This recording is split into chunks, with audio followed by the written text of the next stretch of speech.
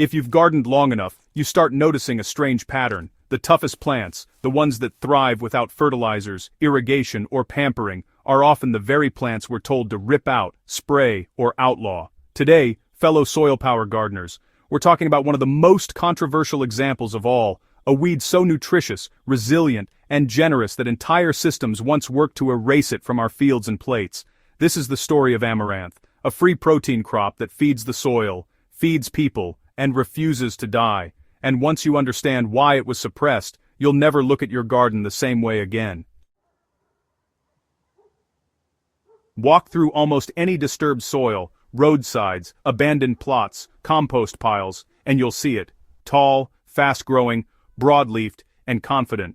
Amaranth doesn't ask permission. It grows where nutrients are low, where heat is extreme, and where other crops give up. From a gardener's perspective, that alone should raise curiosity. Plants that grow easily are not failures of nature, they're success stories. Amaranth can reach harvest size in a matter of weeks. It produces edible leaves continuously, even when cut back hard. Its seeds mature by the thousands, providing grain-level calories with almost no input. And unlike fragile annual vegetables, it doesn't collapse under stress. It adapts. That adaptability is exactly what made it dangerous.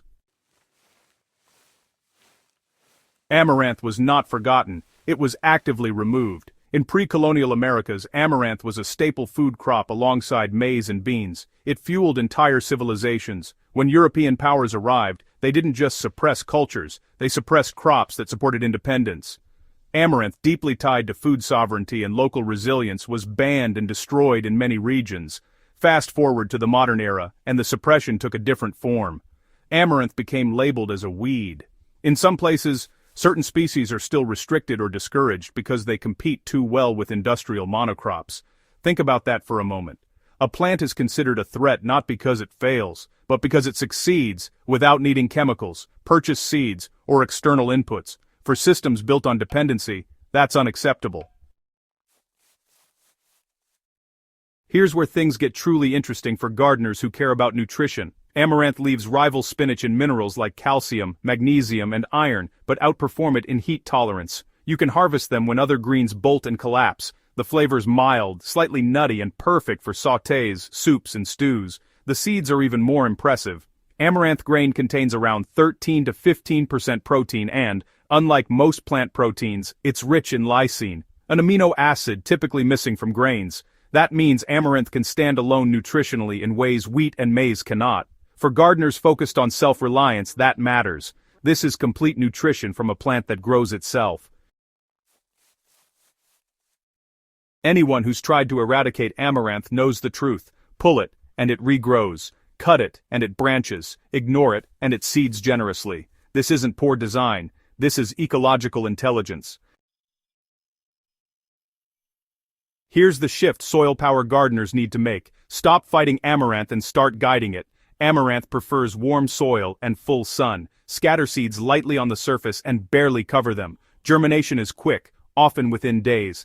Thin aggressively if you want large plants, or leave dense stands for baby greens. Harvest leaves early and often. Cutting the central stem encourages branching, giving you more edible growth over a longer season. If seed production is your goal, let a few plants mature fully. One plant can yield thousands of seeds with zero fertilizer. The key is timing. Harvest before seeds shatter if you want control. Chop and compost excess plants before maturity if you're managing spread. This is not a plant you eliminate, it's a plant you partner with. Let's be honest, amaranth doesn't fit into a system built on selling solutions. You don't need synthetic nitrogen, you don't need pest control, you don't need irrigation in many climates, you don't even need to replant if you let it self-seed intelligently. For home gardeners, that's freedom. For industrial systems, that's a problem. When food grows too easily, power shifts back to the soil and the grower. That's why this plant keeps getting mislabeled, misunderstood, and removed, despite feeding people for thousands of years. Amaranth isn't just food, it's a statement. By growing it, you're choosing resilience over fragility, you're choosing nutrition over yield charts, you're choosing a relationship with your soil instead of a dependency on inputs, and once you grow it, you'll start seeing your garden differently. Weeds stop being enemies, they become teachers, indicators, allies. That shift, more than any single plant, is where real soil power begins.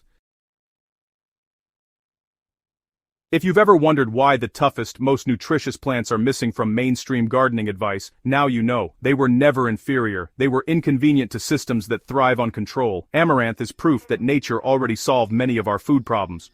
We just stopped listening.